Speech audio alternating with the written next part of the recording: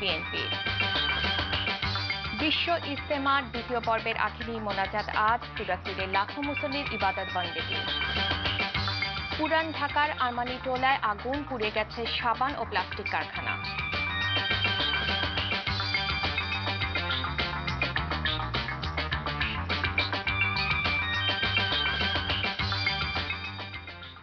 আসসালামু আলাইকুম, রায়কা আল হোসাইন স্বাগত জানাচ্ছি এনটিভির মধ্যরাতের খবরে। একেএস টিমটি বা শিরোনাম দেখছিলেন, এবার চলুন পুরো খবরে।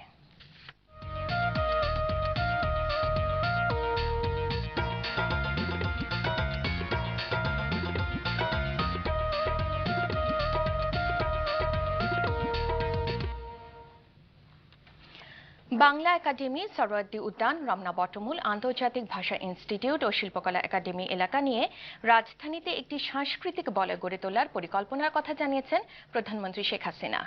শনিবার বাংলা একাডেমিতে অমর একুশে গ্রন্থমেলার উদ্বোধন করতে গিয়ে তিনি একথা জানান। নজরানা চৌধুরী রিপোর্ট।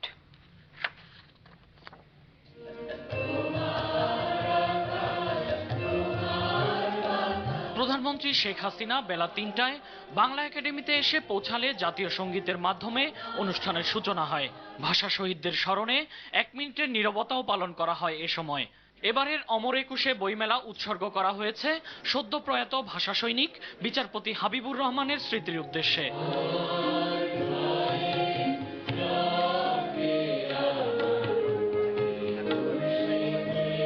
এবছর মোট ১১ জনকে বাংলা একাডেমি সাহিত্য পুরস্কার দেওয়ার ঘোষণা দেওয়া হয়েছে। এদের মধ্যে উপস্থিত ৯ জনের হাতে পুরস্কার তুলে দেন প্রধানমন্ত্রী। তিনি বলেন, লেখক ও প্রকাশকদের উপরই একটি জাতির মনন ও চিন্তার বিকাশ নির্ভর করে।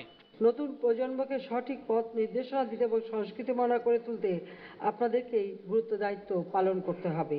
আমি আপনাদের আরো বেশি সংখ্যায় মননশীল ও গভীরতা সম্পন্ন রচনা উপহার দেওয়ার জন্য আহ্বান জানাচ্ছি। সকল জাতিসত্তার ভাষা ও সংস্কৃতি আমাদের কাছে গুরুত্বপূর্ণ এবং এসব সংরক্ষণে আমাদের সবাইকে আরো যত্নবান হতে হবে।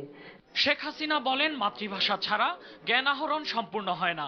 আর মাতৃভাষার সুষ্ঠু চর্চা গতিশীল করতে তার সরকার নবম সংসদে বাংলা একাডেমি আইন ২০১৩ পাশ করেছে। আর বাংলা ভাষার শ্রেষ্ঠ রচনাগুলো অন্য ভাষায় অনুবাদ করে বিশ্বসভায় বাংলা সাহিত্যকে উপস্থাপনের জন্য লেখক ও প্রকাশকদের প্রতি আহ্বান জানান তিনি। একুশে গ্রন্থমেলায় নতুন নতুন বই প্রকাশ করা হচ্ছে। আমরা যেমন জ্ঞানকোষের সাম্প্রতিক ধারায় যুক্ত হতে পারবো, ঠিক তেমনি গ্রন্থ বিপণন ও বাণিজ্য আমাদের অর্থনীতিকেও সমৃদ্ধ করবে। গ্রন্থমেলা প্রাঙ্গণে বাংলা একাডেমির মাসব্যাপী আলোচনা সভা, সাংস্কৃতিক অনুষ্ঠান আমাদের চেতনাকে আরো শানিত করবে। শিল্পকলা একাডেমি, রমনা পার্ক, সোহরাওয়ার্দী উদ্যান, বাংলা একাডেমিকে একত্র করে এই এলাকাকে দেশের মূল সাংস্কৃতিক বলয় হিসেবে গড়ে তোলারও ঘোষণা দেন প্রধানমন্ত্রী।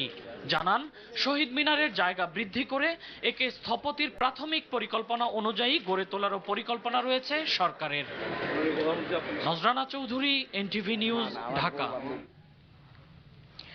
অমর একুশে বইমেলা নিয়ে বিস্তারিত রিপোর্টে থাকছে খবরের পরের অংশে। এবার অন্য প্রসঙ্গ। দেশে ক্রসফায়ারে মহোৎসব চলছে অভিযোগ করে সরকারকে প্রত্যেকটি হত্যা, গুম ও নির্যাতনের জবাব দিতে হবে বলে হুঁশিয়ারি দিয়েছে বিএনপি। শনিবার দলের কেন্দ্রীয় কার্যালয়ে সংবাদ সম্মেলনে এই হুঁশিয়ারি দিয়েছেন দলটির যুগ্ম মহাসচিব রিজভী আহমেদ। রিপোর্ট করছেন মাকসুদুল হাসান। ঢাকার কর্মসূচি একদিন পেছালেও পূর্ব ঘোষণা অনুযায়ী দেশব্যাপী বিক্ষোভ সমাবেশ করেছে ১৯ দলের নেতৃত্ব দেওয়া দল বিএনপি। রাজশাহীতে নগরীর ভুবন মোহন পার্কে এবং চট্টগ্রাম, খুলনা, সিলেট মহানগর ছাড়াও বগুড়া, ঠাকুরগাঁও সহ দেশের বিভিন্ন স্থানে বিক্ষোভ মিছিল ও সমাবেশ করে বিএনপি ও এর সহযোগী সংগঠনের নেতাকর্মীরা।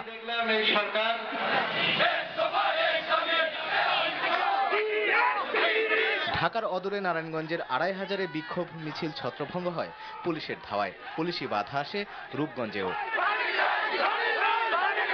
৫ জানুয়ারি নির্বাচন বাতিল এবং গুম, হত্যা ও হামলা মামলার প্রতিবাদে এ কর্মসূচিতে বাধা দেওয়ার অভিযোগ করে বিএনপির যুগ্ম মহাসচিব রিজভী আহমেদ সংবাদ সম্মেলনে হুঁশিয়ারি দিয়ে বলেন, সরকারের সকল অন্যায়ের জবাব দিতে প্রস্তুত হচ্ছে জনগণ।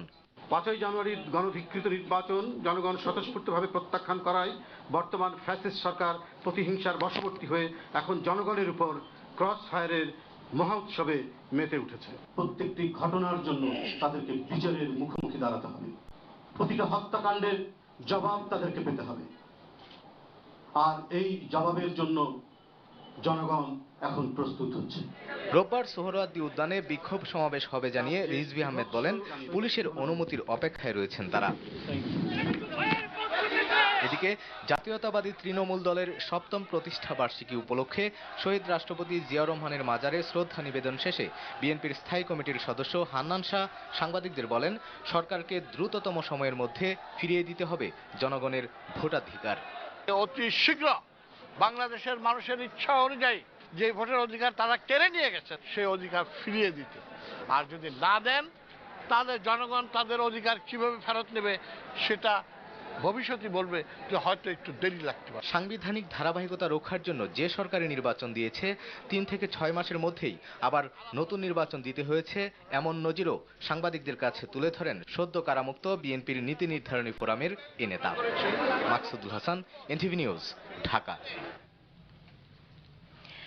এদিকে রাজধানীর সোহরাওয়ার্দী উদ্যানে ১৯ দলের প্রতিবাদ সমাবেশ আবারও পেছানো হলো। এবার বিশ্ব ইজতেমার আখিরি মোনাজাতের কারণে আজকে সমাবেশটি কাল সোমবার বেলা ২টায় অনুষ্ঠিত হবে বলে বিএনপি যুগ্ম মহাসচিব রুহুল কবির রিজভী আহমেদ স্বাক্ষরিত এক প্রেস বিবৃতিতে জানানো হয়েছে। একটি সর্বজন স্বীকৃত জাতীয় নির্বাচন প্রক্রিয়া নিয়ে পুনর্বিবেচনার সময় এসেছে বলে মনে করেন বিশেষজ্ঞরা। তাদের মতে, গণতন্ত্রকে পুনরুদ্ধারে রাজনৈতিক দলগুলোর উচ্চ পর্যায়ে প্রতিনিধিদের মধ্যে আলোচনা জরুরি। শনিবার বেসরকারি গবেষণা প্রতিষ্ঠান পলিসি রিসার্চ ইনস্টিটিউট রাজনৈতিক উন্নয়ন নিয়ে আয়োজিত এক সেমিনারে বক্তারা এসব কথা বলেন। সেমিনারে অর্থনীতিবিদ ডক্টর রেহমান সোবহান বলেন, বাংলাদেশে নির্বাচিত যে কোনো সরকারই ক্ষমতা আঁকড়ে রাখতে চায়, যার কারণে ক্ষমতাসীন দলের অধীনে নির্বাচন সবসময় ঝুঁকিপূর্ণ। তবে নির্দলীয় তত্ত্বাবধায়ক সরকারের অধীনে নির্বাচনে সে ভয় না থাকলেও রাজনৈতিক স্বার্থ হাসিলের উদ্দেশ্যে সেই প্রক্রিয়া প্রশ্নবিদ্ধ হয়েছে বলে মনে করেন রেহমান সোবহান। তাই বহু কষ্টার্জিত গণতন্ত্রকে শক্তিশালী করতে রাজনৈতিক দলগুলোকে নতুন করে ভাবার পরামর্শ দেন তিনি। সংবিধান রক্ষা হয়েছে, এবার গণতন্ত্র রক্ষার জন্য জরুরি সবার অংশগ্রহণে গ্রহণযোগ্য নির্বাচন। তাই রাষ্ট্রপতির আহ্বানকে বাস্তবতায় রূপ দিতে সরকারের উচিত দ্রুত সংলাপের দিনক্ষণ ঠিক করে আলোচনার টেবিলে বসা। আর ১০ম সংসদের মেয়াদ যত কম হবে জাতির জন্য তা হবে ততই মঙ্গলজনক। এনটিভিকে দেওয়া সাক্ষাৎকারে এসব কথা বলেছেন বিএনপির স্থায়ী কমিটির সদস্য অবসরপ্রাপ্ত লেফটেন্যান্ট জেনারেল মাহবুবুর রহমান এবং এলডিপি সভাপতি অবসরপ্রাপ্ত কর্নেল অলি আহমেদ। মাকসুদুল হাসানের আরেকটি রিপোর্ট। গণতান্ত্রিক বাংলাদেশ ১০ম সংসদের প্রথম অধিবেশনের প্রথম দিনে প্রথা অনুযায়ী ভাষণ দেন রাষ্ট্রপতি। বহুল আলোচিত সমালোচিত এ সংসদে রাষ্ট্রপতির ভাষণে উঠে আসে প্রতিদ্বন্দ্বী রাজনৈতিক দলগুলোর মধ্যে সংলাপের তাগিদ। রাজনীতি থেকে হিংসা, হানাহানি ও সংঘাতের অবসানের মাধ্যমে একটি সহিষ্ণু গণতান্ত্রিক ব্যবস্থা প্রতিষ্ঠায় অবদান রাখুন। রাষ্ট্রপতির এই আহ্বানকে ইতিবাচক হিসেবে দেখলেও এখন পর্যন্ত সংলাপের ব্যাপারে সরকারের ভূমিকা নেতিবাচক বলে মনে করেন ১৯ দলীয় জোটের এই দুই নেতা। এই সংসদকে আমরা ফেট অ্যাকমপ্লি বলে মেনে নিচ্ছি এবং আমরা আশা করব যে এই সংসদকে যত তার জীবনকাল যত ক্ষণস্থায়ী হয় ততই জাতির জন্য মঙ্গল, গণতন্ত্রের জন্য মঙ্গল, আমাদের স্বাধীনতা, সার্বভৌমত্ব, অর্থনীতি সবকিছুর জন্য মঙ্গল।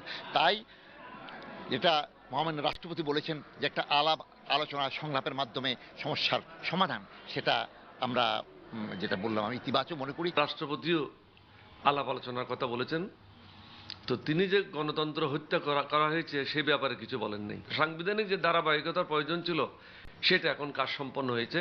আমরা আশা করব সরকারের পক্ষ থেকে সময় এবং তারিখ নির্ধারণ করে আলাপ আলোচনার মাধ্যমে সকলের কাছে গ্রহণযোগ্য, এটা শুধু আমাদের কাছে গ্রহণযোগ্য হলে হবে না, যারা সরকার আছে তাদের কাছেও গ্রহণযোগ্য হতে হবে। একটা ফর্মুলা বের করে প্রত্যেক ৫ বছর পর পর যেন মারামারি করতে না হয়, অহেতুক মানুষ যেন খুন না হয়, এই ব্যবস্থা আমাদেরকে করতে হবে। সংলাপের জন্য সরকারের শর্ত অযৌক্তিক, তবে পরিবেশ তৈরিতে শীর্ষ নেতাদের মুক্তির যৌক্তিক শর্ত মানার পরামর্শ দিয়ে দুই নেতাই বলেন, আপাতত সরকারের ভূমিকা পর্যবেক্ষণ করবে ১৯ দলীয় জোট। কোনো সন্দেহ থাকার কোনো অবকাশ নেই। তবে আমরা একটা ব্রেক দিয়েছি এই জন্য সরকার বারবার সংলাপের কথা বলছেন, আমরা সংলাপের জন্য অপেক্ষা করছি। তো এখন যে আপনারা আন্দোলন করবেন সেটার কি কোনো টাইম ফ্রেম আছে যে এই সময়ের মধ্যে আপনারা একটা? অবশ্যই টাইম ফ্রেম আছে, কিন্তু সেটা তো আমরা এখন প্রকাশ্যে বলবো না। আমাদের আন্দোলন কিন্তু চলমান। এখন আমরা যেটা চাবো যে জনগণ আমাদের সাথে সম্পৃক্ত হয়ে, আমরাও জনগণের সঙ্গে সম্পৃক্ত হয়ে আমরা নতুন যে আন্দোলন, সে আন্দোলন একটা শান্তির বার্তা নিয়ে, অহিংসার বাণী নিয়ে এবং সরকারের সঙ্গে অসহযোগ একটা আন্দোলন, সরকারকে বাধ্য করা, অবাধ সুষ্ঠু নিরপেক্ষ নির্বাচন, এটাই উদ্দেশ্য। তারা জানান সরকার বিরোধী জনমতকে নিজেদের পক্ষে ধরে রাখতে ফেব্রুয়ারি মাসে দেশব্যাপী জনসংযোগ শুরু করবেন বিএনপি চেয়ারপারসন ও ১৯ দলীয় জোট নেতা বেগম খালেদা জিয়া। এবং আমরা জাতীয়তাবাদী। Maksudul Hasan, NTV news, Dhaka. ইবাদত বান্দেগীর মাধ্যমে আল্লাহর নৈকট্য লাভের আশায় লাখো মুসল্লির সমাগমে বিশ্ব ইজতেমার দ্বিতীয় পর্বের দ্বিতীয় দিনে কর্মসূচি চলল শনিবার। আজ সকাল 11টা থেকে 12টার মধ্যে আখেরি মোনাজাতের মাধ্যমে শেষ হবে বিশ্ব ইজতেমার দ্বিতীয় পর্ব। শফিক শাহিন ও নাসির আহমেদকে সাথে নিয়ে রিপোর্ট করছেন আরিফুর রহমান।